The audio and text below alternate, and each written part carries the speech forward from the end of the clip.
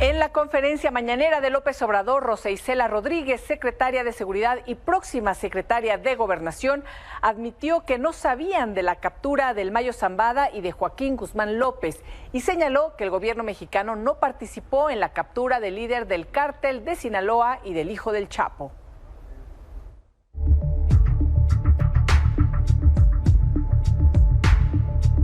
Ayer a las 15:30 horas se recibió en la Secretaría de Seguridad y Protección Ciudadana una llamada de la Embajada de los Estados Unidos en México, donde se informó que Ismael El Mayo Zambada y Joaquín Guzmán López se encontraban bajo custodia de las autoridades en El Paso, Texas. Inmediatamente se informó al presidente de México sobre lo confirmado por la Embajada de Estados Unidos y con las fotos respectivas que habían proporcionado al gobierno de México. El señor Ismael Zambada tiene 4 órdenes de aprehensión vigentes por delincuencia organizada, delitos contra la salud y en materia de armas en México. Si fue entrega, si fue captura, eso es parte de la investigación y parte de la información que nosotros estaríamos esperando del gobierno de Estados Unidos. No, el gobierno de México no participó en esta detención o entrega. Yo creo que es una muestra de que existe un trabajo conjunto, aun cuando en este caso en específico no haya participado ni la Secretaría de la Defensa ni la Secretaría de Marina.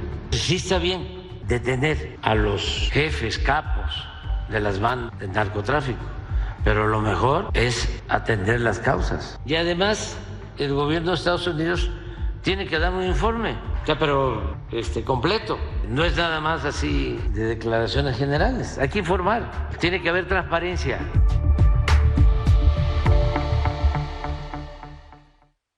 Y el Mayo Zambada fue presentado por primera vez ante la Corte de Texas en Estados Unidos y se declaró no culpable de los delitos que se le acusan. Además, renunció a su derecho a una audiencia para fijar una fianza, por lo que permanecerá detenido. El próximo 31 de julio se realizará una audiencia de arraigo y al día siguiente, el 1 de agosto, una audiencia de seguimiento. Y esta mañana, Joaquín Guzmán López, hijo del Chapo, fue trasladado a Chicago, Illinois. Ahí, Joaquín Guzmán, el Güero, enfrenta cargos por tráfico de cocaína, heroína, metanfetaminas y marihuana, así como posesión de armas de fuego junto al resto de los chapitos. El Mayo Zambada permanece en el penal de Texas. Vamos con nuestro compañero Jorge Martínez, quien se encuentra en la cárcel del Condado del Paso. Jorge, ¿cómo estás? Buenas noches. ¿Qué tal? Muy buenas noches, Malcolm, muy buenas noches al auditorio. Informarles que continúa en este momento aquí a las afueras de la cárcel del Condado del Paso, aquí en Texas. Me voy a retirar para que ustedes puedan ver lo que se alcanza a percibir. No hay mucha presencia de autoridades, un par de patrullas, una unidad también que hemos observado de traslados de detenidos. Vamos para que ustedes lo puedan observar y lo puedan constatar lo que yo les menciono. Están relativamente en calma. Mientras les voy a hacer una crónica de lo que nos dijeron personas que estuvieron hoy por la mañana, poco antes de las 8 de la mañana, en la audiencia que duró aproximadamente 25 a 30 minutos, nos han referido.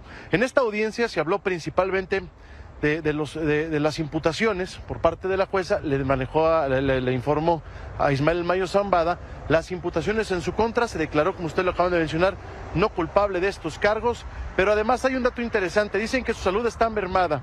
Llegó caminando a la audiencia y posteriormente, a media audiencia nos refieren, solicitó la asistencia de una silla de ruedas por algún problema que tiene en estos momentos en uno de sus pies.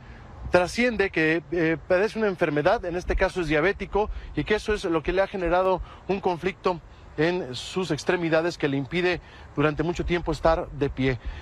En todo momento estuvo tranquilo, nos dijeron los testigos, escuchó con detenimiento las imputaciones, no las reconoció, pero estuvo tranquilo. Las fechas de las audiencias las vamos a manejar.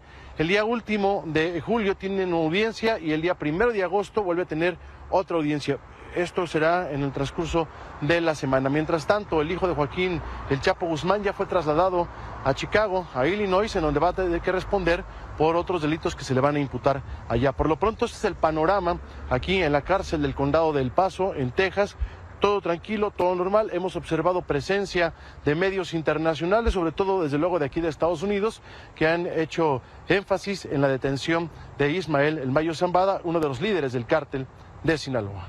Jorge, entonces por lo pronto estamos viendo ahí estas imágenes que nos presentas en vivo del exterior de esta prisión, en donde pues sí, es un operativo discreto, no hay mucha presencia de autoridades y en ese sentido, bueno, se espera que también transcurran todos estos días así y con la presencia de medios de comunicación. Pero la siguiente parada, 31 de julio. Efectivamente, esa es la primera y la audiencia, la segunda la tiene el 1 de agosto. Para que la gente se imagine, él sale, nos han referido, sale de este edificio, hay unos túneles por debajo de aquí de esta calle y sale a los juzgados, ¿no? Sobre mi costado derecho se encuentra la sala de audiencia del Distrito Federal, Federal de Delitos Federales. Y justo allá también hay otras salas de audiencia. En una de estas dos fue donde se realizó la comparecencia poco antes de las 8 de la mañana. ¿Hay más medios nacionales, Jorge, o como nos indicas, básicamente internacionales? Son prácticamente de aquí de Estados Unidos, e incluso ayer que fuimos testigos de este avión en donde estuvo también Milenio. En realidad somos la única cadena mexicana que ha estado aquí, ¿no? Las demás son canales tanto locales de aquí del Paso, Texas, pero también se han venido, han hecho acto de presencia, cadenas internacionales o que tienen mayor cobertura dentro de los Estados Unidos. Pero pues, somos el único medio mexicano que hemos estado aquí dándole puntual seguimiento a la detención de Ismael El Mayo Zambada. Muy bien, Jorge, seguiremos pendientes. Muchísimas gracias. Buenas noches. Gracias, muy buenas noches. Y esta mañana se revelaron imágenes de Ismael El Mayo Zambada y Joaquín Guzmán López, el Güero, hijo del Chapo Guzmán. Durante la conferencia del presidente López Obrador se presentaron las fotografías de ambos narcotraficantes. En otra imagen difundida por NBC News se ve a El Mayo siendo escoltado, vestido con un uniforme penitenciario azul y esposado. El presidente de Estados Unidos, Joe Biden, emitió un comunicado donde expresó textual: ayer el Departamento de Justicia arrestó a Ismael Zambada García, alias El Mayo, y a Joaquín Guzmán López, dos de los líderes más notorios del cártel de Sinaloa, una de las empresas más mortales en el mundo. Reconozco el trabajo de nuestros agentes por este arresto y por su continuo trabajo para llevar a los líderes del cártel de Sinaloa ante la justicia.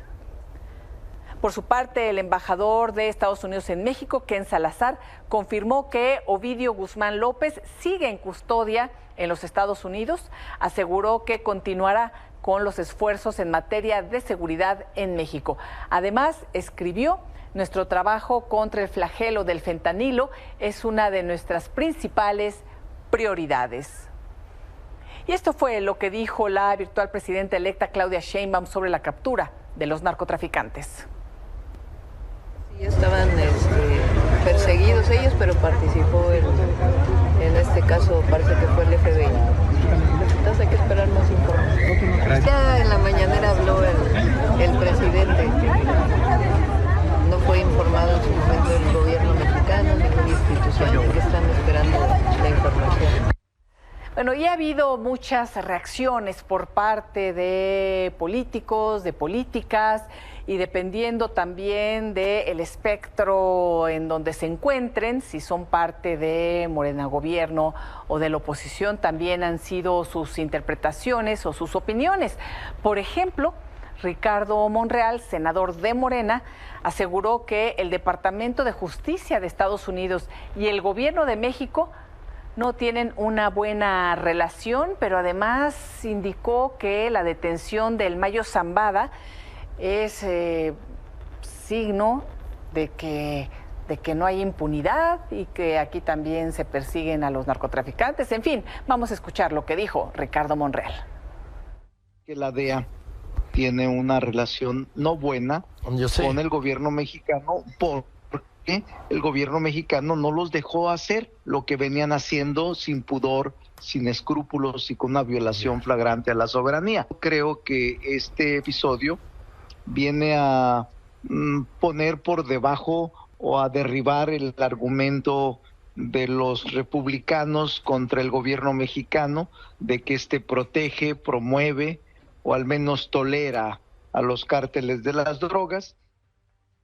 Esto comentó Ricardo Monreal. Ustedes recordarán que Donald Trump en una entrevista a Fox News fue durísimo en contra de México e indicó que el crimen organizado manda en nuestro país y además habló de eso, que el gobierno mexicano estaba paralizado ante los cárteles. Y bueno, Ricardo Monreal dice que esto echa por debajo ese argumento, pero pues bueno, quien detuvo al Mayo Zambada y al hijo del Chapo fue Estados Unidos y además lo hizo con total sigilo.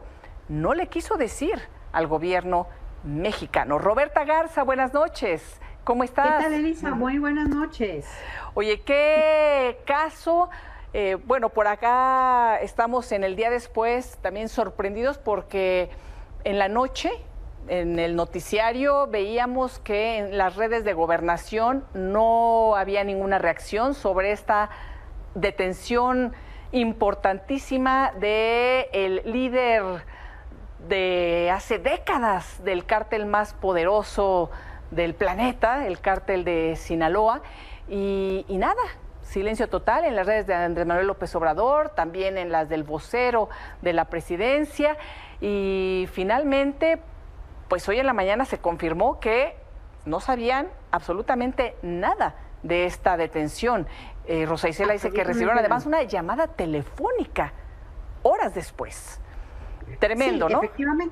Efectivamente, y bueno, fue evidente que no sabía nada porque incluso confundieron el avión y los horarios en donde salieron. O sea, Rosa Isela Rodríguez en la mañana, nuestra secretaria de Seguridad, dio por buena una versión en donde menciona que el avión era un Cessna que había volado por la mañana de Hermosillo. Cuando no era un Cessna, era un Beechcraft y voló a las 2 de la tarde. Llegaron poco tiempo después a El Paso, aterrizaron cerca de El Paso, Texas, y fue cuando justamente la embajada le notifica a las autoridades mexicanas alrededor de las 3:30 de la tarde, y a López Obrador no se enteró hasta las 4:10, hasta las 4:10. Entonces, oye, realmente, Roberta, efectivamente no sabían absolutamente nada. El gobierno de Estados Unidos ¿qué no tanto les sabemos nosotros? Pues tampoco es mucho, Elisa, ¿verdad? Sí, lo que sabemos. Oye, no les quiso decir, no sabía nada, implementaron este operativo exitosísimo de la detención de este líder legendario.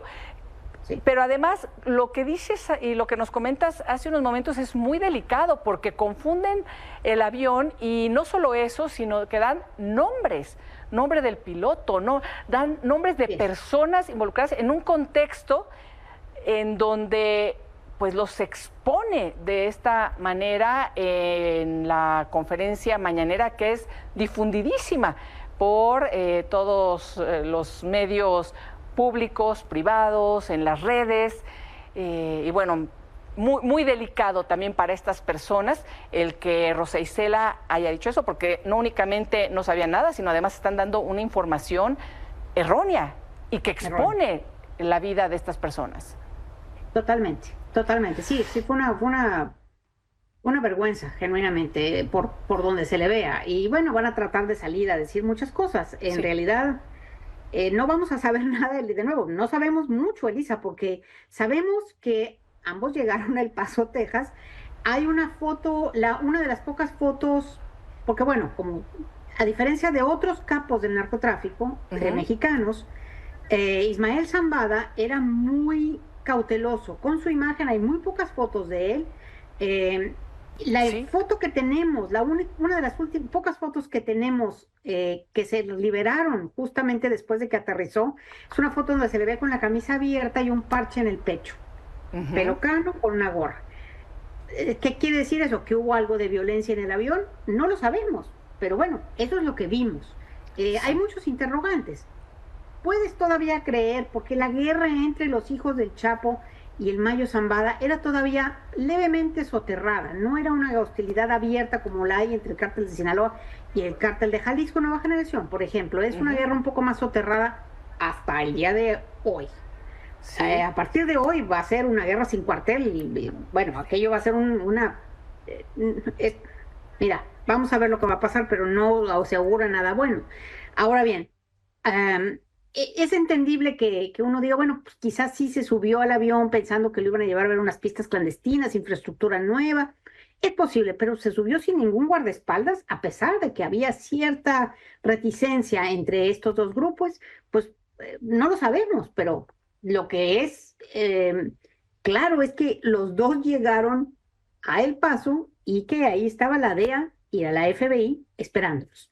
Sí, oye, ¿qué está pasando ahorita? Ajá. Está en El Paso, Texas, y tiene una audiencia, bueno, su abogado fue a declararlo inocente. La siguiente audiencia es el día 31 para Mayo Zambada, para el Junior, la siguiente audiencia que tiene también es la semana que entra, pero va a ser en Chicago, sí, donde se va a reunir con su hermano Ovidio. ¿Dónde van a juzgar al Mayo Zambada? Dado que va a haber juicio, si no llega a un acuerdo y se sigue declarando inocente, va a haber un juicio, lo cual es maravilloso, porque ¿qué quiere decir eso? Va a haber información pública que vamos nosotros a tener, sí, alrededor de lo que le pasa al Mayo Zambada, de todo su proceso. ¿Dónde va a ser eso? No lo sabemos todavía. Oye, y estaba yo escuchando que muy probablemente, bueno, pues obviamente en los distintos estados alzan la mano y dicen aquí, ¿no? Porque hay muchos delitos, sabemos y hemos dado seguimiento y hemos estado en la Corte del Distrito Este de Nueva York, ahí en Brooklyn, en donde el juez Brian Cogan pues tiene también antecedentes muy importantes, pero me parece que también Chicago es una sede muy, muy potente, ¿no? Sí, tiene cargos en California, Texas, Arizona y Nueva York de perdido. Bueno, esos son, digamos, los contendientes más fuertes. Muy probablemente se le vaya a juzgar ya sea en Chicago o en Nueva York. Sí. Y eso de nuevo, pues no sabemos qué va a pasar, porque hay antecedentes, efectivamente, aquí tienden a darle a los jueces que ya han juzgado casos similares, justamente por la experiencia que han adquirido, los delitos primos hermanos. En este caso son 7 cargos, tiene cargos desde el 2003. Pero en diferentes estados, pero en esta ocasión cuando lo apañaron, le leyeron la cartilla, fueron 7 cargos, los que ya sabemos: lavado de dinero, sí, organización de empresa criminal, tráfico de estupefacientes, etcétera, todos relacionados con eso. Pero no sabemos dónde se le va a juzgar. Como bien dices tú, si me preguntaras, yo apostaría que es o Chicago o Nueva York, sí, pero vamos a ver. Oye, Roberta, y también como nos has explicado aquí claramente, si se declara inocente, habrá juicio, entonces podremos cubrir, porque son audiencias públicas, y conocer todo lo que ahí se diga por parte de la fiscalía que acusa, por parte del abogado, por parte del acusado si es que quiere declarar, todos los testigos, pero es algo totalmente abierto. Sin embargo, también nos has explicado y dicho puntualmente que en cualquier momento previo a que exista un juicio, él puede declararse culpable, y en ese sentido no sabremos mucho más. Se declara culpable y nada más las autoridades estadounidenses conocerán su testimonio y lo que tenga que decir. Efectivamente, y ya será prerrogativa de ellos abrirlos en algún punto o no. Pero sí, exactamente, si hay un juicio, el juicio es público, el material que se ingresa al juicio, o sea, las evidencias, las pruebas que presentan los fiscales, son todas públicas o casi todas públicas.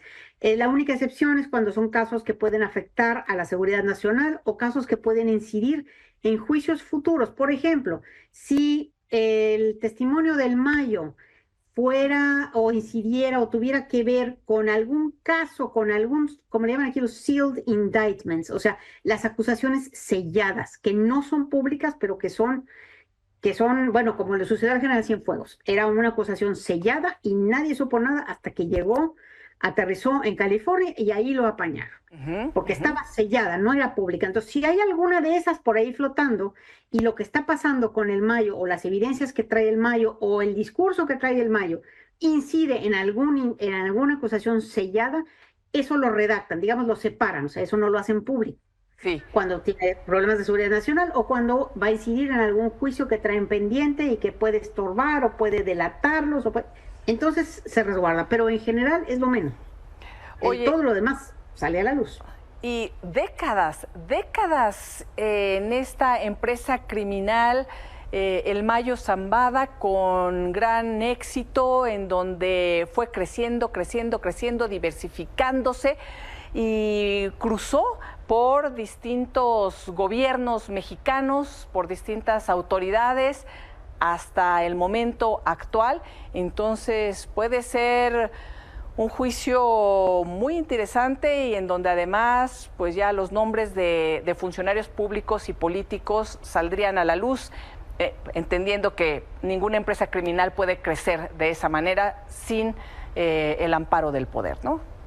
Absolutamente, él comenzó a operar, bueno, es de los fundadores del cártel de Sinaloa original, el que convocó a Arellano Félix, recordemos eso, él empezó a operar, o sea, ella ya tenía relevancia como jefe del narco cuando Díaz Ordaz.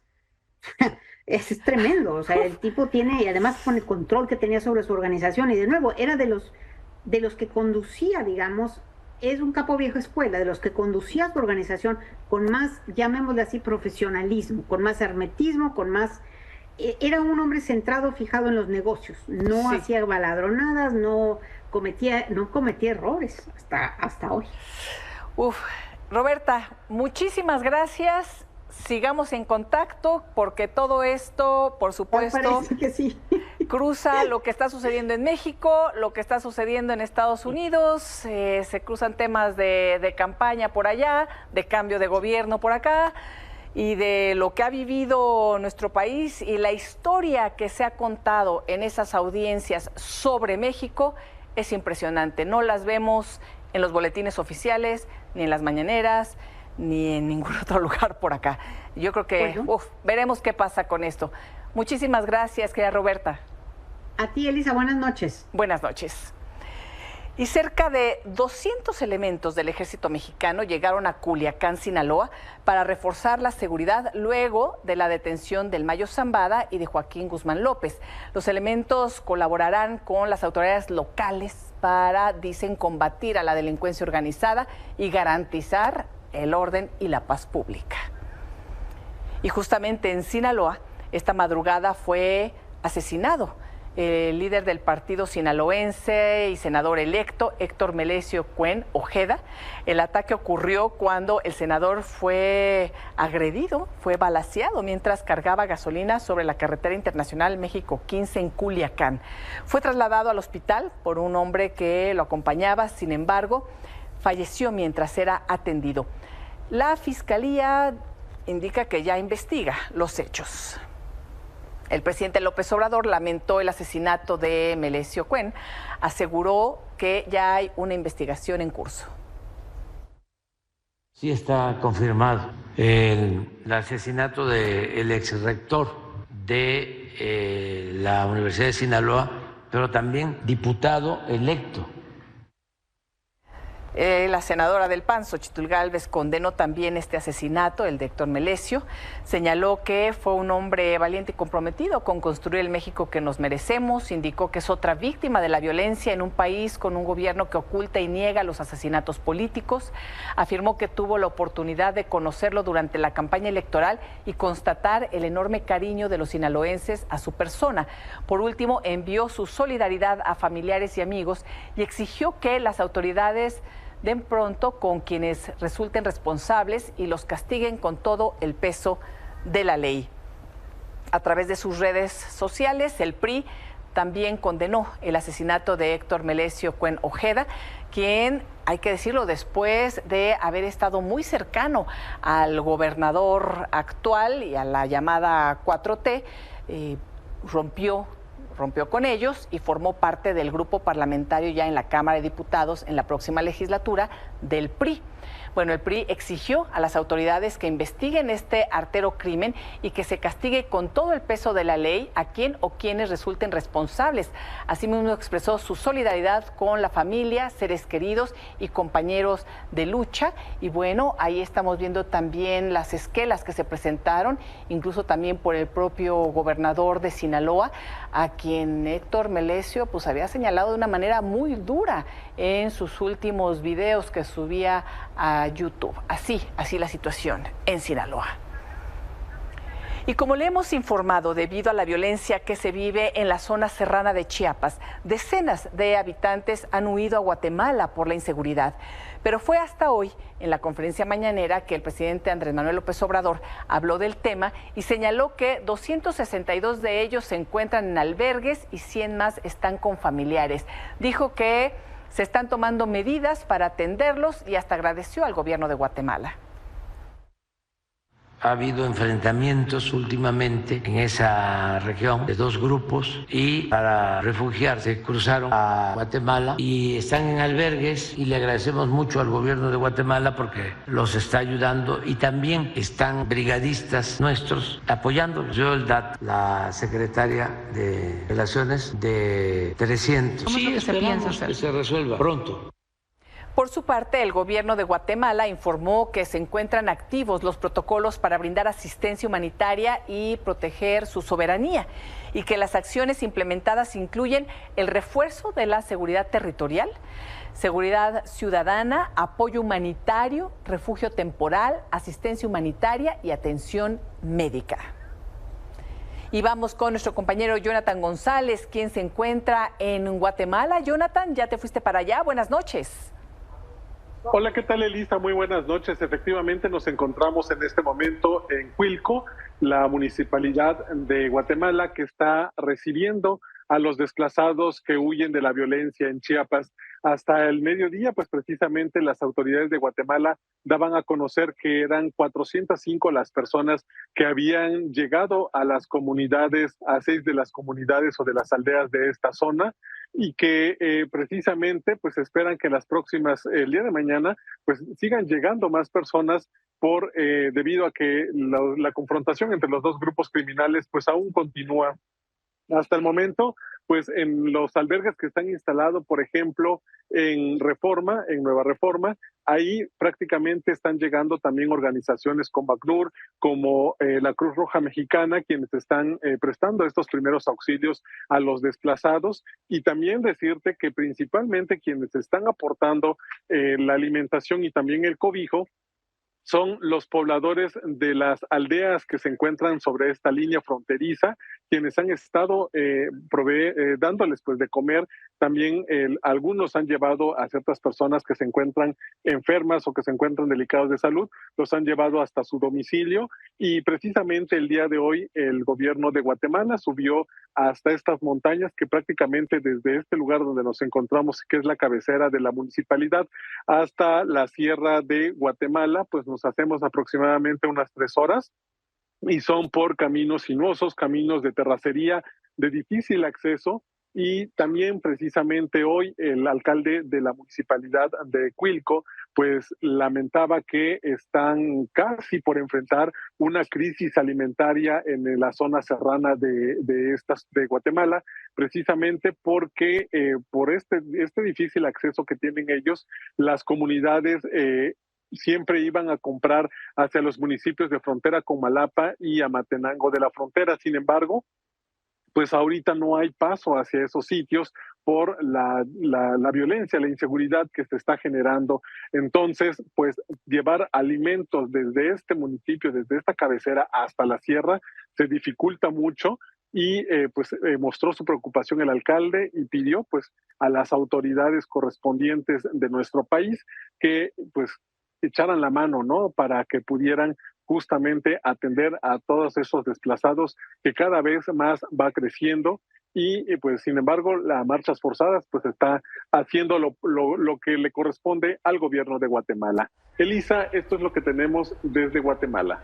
Jonathan, una situación complicada, delicada, aunque han salvado la vida. este grupo de personas que ya llegó a Guatemala, que son más, de acuerdo al gobierno de Guatemala, de los que informó en la mañana el presidente López Obrador.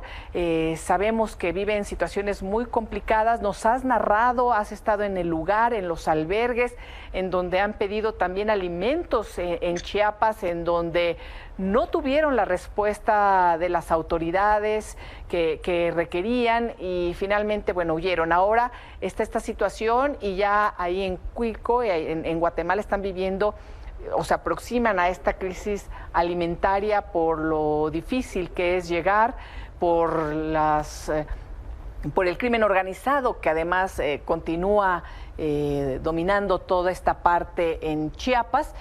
Y bueno, cualquier cosa, Jonathan, avísanos para a su vez informar a la audiencia. Por lo pronto está este aviso de las autoridades de Guatemala, esta autoridad local, pidiendo al gobierno mexicano que apoye también ante esta situación y que no enfrenten esta crisis alimentaria, como indicó que se puede aproximar.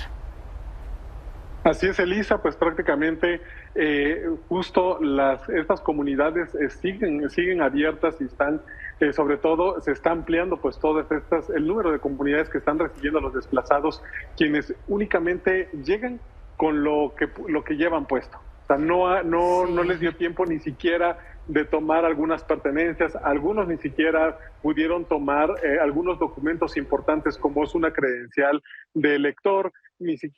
Justo y para eso hoy también las autoridades de migración acudieron a estos refugios que se habilitaron en algunas aulas de las escuelas de estas comunidades para pues regularizar la estancia de las personas, dado que pues algunas se están movilizando ya también a aldeas muy cercanas a esta cabecera municipal y también a Huehuetenango, y para ello precisamente pues ya acudieron las autoridades de migración, pero también pues esta franja fronteriza, esta línea fronteriza que divide únicamente el río Grijalva entre Chiapas y México, pues también se han escuchado algunas detonaciones de arma de fuego, lo cual al gobierno pues también le ha preocupado, y para ello precisamente ha desplegado pues a un centenar de elementos del ejército guatemalteco para reforzar la seguridad de quienes están habitando justo esta línea fronteriza.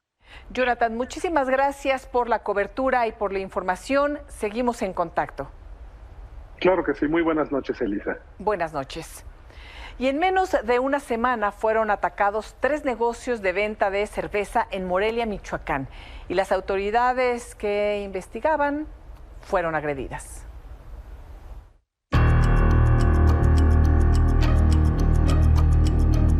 El terror invadió a Morelia luego de 3 ataques a negocios y 2 emboscadas a agentes de la Fiscalía Estatal ocurridos en menos de una semana. El primer ataque fue el viernes 19 de julio en una chelería de la colonia Infonavit La Colina. Un hombre murió y otro resultó herido. El miércoles 24 se registró el segundo ataque en otro local de venta de cerveza en la colonia La Unión. 2 hombres de 23 y 30 años perdieron la vida y 2 más fueron lesionados.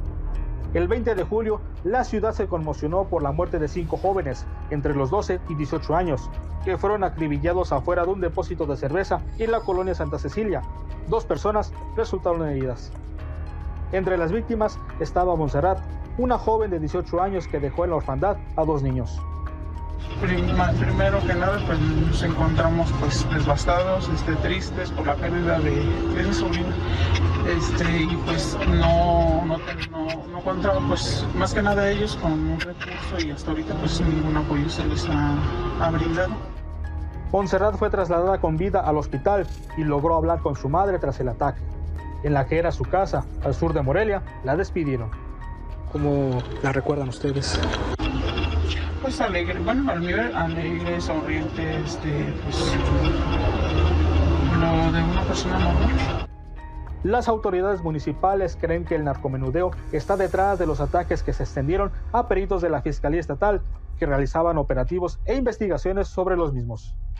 Son temas muy lamentables, a los que hace referencia, sin embargo también hay que decir que son temas muy puntuales, temas muy focalizados, que responden a una lógica muy clara y muy identificada, digamos, que tiene que ver con un tema al final del día del narcomenudeo, ¿no? Entonces, El resto, digamos, de la situación de seguridad en Morelia está en paz, está tranquila. Por estos incidentes, una decena de personas fueron detenidas y se reforzó la vigilancia. Milenio solicitó entrevistas con mandos de la Guardia Civil y la Fiscalía sin obtener respuesta. Desde Michoacán, para Milenio Noticias, César Cabrera. Y la Fiscalía de Michoacán informó que fueron detenidos 3 presuntos responsables del asesinato de 5 jóvenes que fueron acribillados el 20 de julio afuera de un depósito de cerveza en la colonia Santa Cecilia. Se trata de Diego, Juan Carlos y Eduardo Gabriel.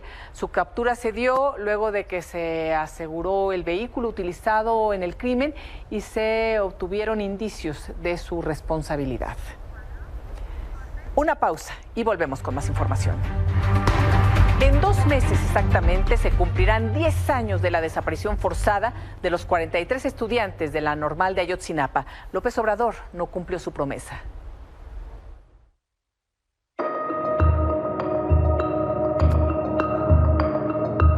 Quiero dejar muy claro que Iguala va a ser el ejemplo de cómo se hace justicia en un gobierno democrático. Hace casi 10 años, el 26 de septiembre de 2014, estudiantes de la Escuela Normal Rural Raúl Isidro Burgos de Ayotzinapa, Guerrero, tomaron varios autobuses como parte de una protesta, pero fueron interceptados por el crimen organizado y policías municipales. Desde esa fecha, no se sabe nada de ellos. El gobierno de Enrique Peña Nieto realizó una investigación que terminó en la llamada verdad histórica, que señalaba que habían sido calcinados y los restos arrojados al río San Juan. Sin embargo, el grupo interdisciplinario de expertos independientes la desmintió. De ahí surgieron varias irregularidades y comenzaron las sospechas de que el ejército había participado. Con la llegada de Andrés Manuel López Obrador, se esperaba que el caso tomara un nuevo giro, pero los padres de los estudiantes insistían en que la participación del ejército se ocultaba, además de que se dijo que por fin fue un crimen de Estado. Todas las autoridades estatales, municipales y federales estuvieron realizando el seguimiento y las acciones y los movimientos de los estudiantes. Tal es así que impidieron la toma de los autobuses. Pero además, la Secretaría de la Defensa Nacional tenía dentro de la Normal al soldado Julio César López Patolsi sin que sus mandos hicieran ninguna acción para garantizar su integridad y su búsqueda, como lo establece el protocolo para militares desaparecidos, que de haberse aplicado hubiera permitido no solamente proteger la integridad y buscar al soldado López Patolsi, sino a todos los estudiantes. AMLO se ha reunido varias veces con los padres. Incluso rompieron el diálogo al acusarlo de no haber revelado el verdadero papel del ejército y no entregar toda la información, pero después retomaron el diálogo. El presidente ha aceptado que no resolverá el caso en este sexenio y será la próxima presidenta Claudia Sheinbaum la encargada de que por fin se sepa toda la verdad. En su informe publicado, les vuelve a hablar de lo que ya se ha dicho y señala que la Sedena ha entregado la información que se le ha pedido. Incluso, los padres han tenido acceso a cuarteles e instalaciones y siempre se les ha respondido todas las solicitudes de información. Se ha procesado a 20 militares, entre ellos 2 generales, pero hasta ahora no se ha encontrado absolutamente nada sobre la participación directa de integrantes del ejército en el crimen de Iguala. Por su parte, en una carta los padres señalaron que no han dejado de luchar por sus hijos y los miles de desaparecidos y termina textualmente señalando: a usted le decimos, la historia lo juzgará y se encargará de poner a cada quien en el lugar que se merece. No lo olvide, la verdad siempre es implacable. A casi 10 años, el caso llegará a otro sexenio sin que se resuelva y será Claudia Sheinbaum quien tenga que lidiar con la promesa de dar justicia. Milenio Noticias. Y hoy el presidente López Obrador dijo estar dispuesto a pagar su cuota de humillación tras los comentarios que hicieron las madres y padres de los normalistas desaparecidos luego del informe que se presentó del caso. Que nadie, los padres, ¿no?, tienen todo el derecho de manifestarse y de inconformarse. Y yo tengo que pagar mi cuota de humillación si es necesario. Y esta tarde, padres y madres de los 43 normalistas de Ayotzinapa realizaron una manifestación en la Ciudad de México sobre Paseo de la Reforma. En esta nueva protesta buscaron manifestar su inconformidad ante el informe que recibieron por parte de López Obrador, señalando que miente, engaña y traiciona, luego de prometer en su campaña resolver el crimen de los 43 estudiantes desaparecidos. Ya se anuncia la nueva alborada, todo el pueblo comienza a cantar. La miseria sabremos vencer, campesinos, soldados, mineros, la mujer de la patria también, a cumplir, a cumplir, a cumplir. Venceremos, venceremos y cadenas. Una pausa y volvemos. En las últimas horas, un amplio grupo de invitados internacionales que iban a ser observadores electorales han sido retenidos y expulsados en el aeropuerto de Caracas, en Venezuela. Que no queremos. Si estamos aquí es porque queríamos estar con ustedes el día domingo para que hubiese un cambio, porque Venezuela lo necesita a gritos, pide. Pero lamentablemente nos acaban de decir que tenemos que bajar, porque este vuelo no puede subir a menos que nosotros bajemos de vuelo. Porque queríamos estar con ustedes, queríamos apoyarlo en todo, a sabiendas que no nos iban a permitir siquiera salir del aeropuerto. Estamos parados aquí en Caracas, pero hay 4 aviones ya de Copa que están también detenidos y dicen que no los sueltan y no los dejan volar si no se bajan los 5 expresidentes. Hemos venido a Venezuela invitados por la candidatura de la oposición democrática a acompañar el proceso electoral del domingo y nos vamos no ya con la sospecha, sino con el temor fundado de que el domingo vaya a haber un golpe de Estado, de que la elección que se va a producir el domingo esté amañada. Una pausa y volvemos.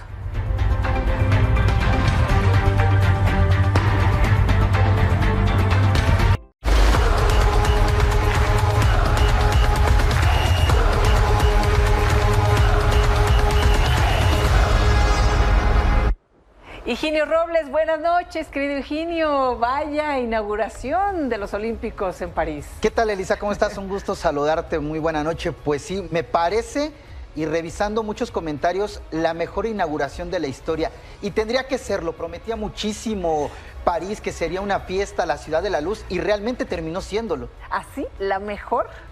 Es que, historia? A ver, veníamos de unos Juegos del Silencio que fueron los de Tokio, ¿no? Sí. Porque hay que recordar que en el 2021, cuando se celebran los Olímpicos de Tokio, el mundo todavía estaba estremecido por la pandemia de COVID. No hubo gente en los recintos, los atletas también estuvieron confinados. Y hoy vimos esa algarabía que siempre acostumbraban tener los Juegos Olímpicos. Entonces vimos la gente, las calles, el espectáculo. Eso, espectacular, porque además única, ¿no? El haber tenido de escenario a París. A París tal cual, no confinados en un estadio. Es que París fue la que brilló en este día, Elisa, porque, a ver, en un estadio meter todas las... la importancia que puede tener una ciudad como lo es París, era imposible. Sí. Pero hoy tuvieron un escenario de 6 kilómetros de distancia, ¿no? Entonces, me parece que fue espectacular ver cómo iban desfilando las delegaciones por el río Sena, cómo inició todo en el puente de Austerlitz, 6 kilómetros donde van avanzando los deportistas. Vemos también algo muy importante, el equipo de refugiados. Hoy también se rinde tributo a eso, ¿no? Van 3 ediciones en las que este equipo está participando y que son atletas que han sido rezagados en sus respectivos países y pueden participar. Lleno de simbolismo, ¿no, Higinio? Sí, porque nos remitió mucho a lo que fue el arte francés, la cultura francesa, también las raíces democráticas que surgen en Francia, ¿no? Lo platicábamos hace ratito. La base de las constituciones liberales que existen en prácticamente todo el mundo tienen su origen en la Revolución Francesa. Nos remitieron a todo eso, a la toma de la Bastilla, a Los Miserables, María Antonieta. O sea, fue estar viendo Francia en su esencia durante más de 4 horas.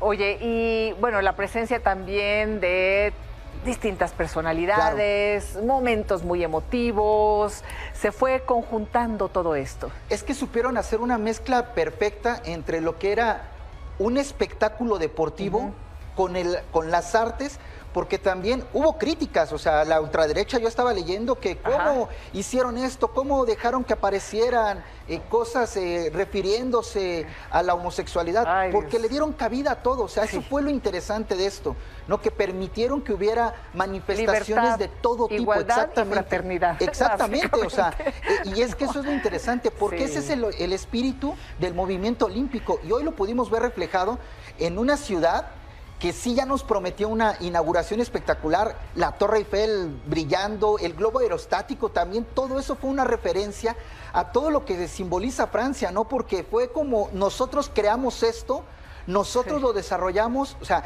pasan del cine de los hermanos Lumière y terminan con una animación de los Minions, o sea, es espectacular. Sí, y ese momento del globo aerostático también generó pues mucho entusiasmo, ¿no? Fue uno de los momentos así clave. Siempre el encendido del pebetero. Coincido contigo porque además, si lo vemos cómo viene, ¿no? O sea, sale la antorcha desde el mismo puente donde inicia, traslada todo el río Sena, llega a la Torre Eiffel, ahí se le entregan a Zidane se la entrega a Rafa Nadal regresa en una lancha y va ahí con Carl Lewis, va con Nadia Comaneci, va con Serena Williams, o sea, te imaginas 3 monstruos del deporte o 4 monstruos del deporte transportando una antorcha olímpica, vuelven a regresar al jardín de la Concordia y ahí es donde pasan otra vez por el Museo del Louvre, llegan ya al escenario donde está montado el globo aerostático, encienden el pebetero, pero también ahí colocan a atletas con discapacidad.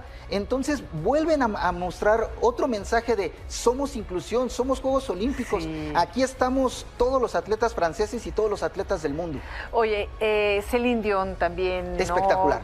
Espectacular, y después de conocer toda esta historia que ella ha hecho pública a través del documental en donde se ha registrado su enfermedad y esta angustia de no poder cantar como lo hacía antes, este esfuerzo, estas notas que va registrando y verla el día de hoy así. Es que te remite a la mejor imagen de Céline Dion, a sus mejores tiempos, cuando muchos nos estremecíamos escuchando sus canciones de Power of Love, la interpretación de Titanic que llegó a hacer en muchas ocasiones, ¿no? Entonces, hoy tú ves un artista que está en plenitud y que también manda un mensaje como de yo también he sufrido, pero yo también estoy luchando, yo también estoy librando mi propia batalla, ¿no? Entonces, son diferentes mensajes que mandan esta inauguración de los Juegos Olímpicos. Céline Dion interpretó el himno al amor de Edith Piaf, ¿y dónde lo hace? En la Torre Eiffel, o sea, entonces se conjuga el símbolo de Francia como la Torre Eiffel, con los aros olímpicos ahí, con Céline Dion librando toda esta lucha, o sea, son múltiples mensajes que mandan estos Juegos Olímpicos. El himno interpretado también, la Marsellesa, cuando emergen del río Sena, esas figuras que reconocen a 10 mujeres francesas que han cambiado la historia de ese país, porque algunas impulsaron el aborto, porque otras lucharon por los derechos sociales. Entonces, fue una mezcla completamente de la cultura francesa con los valores sociales que deben de imperar. Oye, y platicábamos así con ese ímpetu, como siempre lo haces aquí y fuera de cámara, Higinio, que también fue una inauguración para ver en pantallas. Sí. Independientemente de haber estado en ese lugar, pero las personas que estaban en un lugar no podían ver en vivo y a todo color lo que sucedía en otro espacio de París. Entonces, también las pantallas, lo visual fue importantísimo. Sí, porque, a ver, me parece que muchos de los performances que incluso vimos nosotros por televisión, la gente los podía seguir también en pantallas, ¿no? Porque es evidente que hubo muchísimas pantallas colocadas a lo largo de la capital francesa. Sin embargo, si tú estabas en un punto, pues todo lo terminabas viendo en la pantalla. Y nosotros que estábamos en este lado del mundo pudimos ver todo lo que Francia intentó transmitir y momento tras momento nos iba maravillando, ¿no? Porque desde que empieza la explosión de humo y salen los colores, fue espectacular. Ay, Higinio, pues ya arrancaron los juegos y de qué manera así nos das una probadita y seguiremos hablando de ellos. Pues ojalá que sí, Francia ya nos dejó la vara muy alta con la inauguración, ojalá que las competencias sean también espectaculares. Gracias, querido Higinio. Buenas noches. Buenas noches, Elisa. Oigan, y ya es viernes.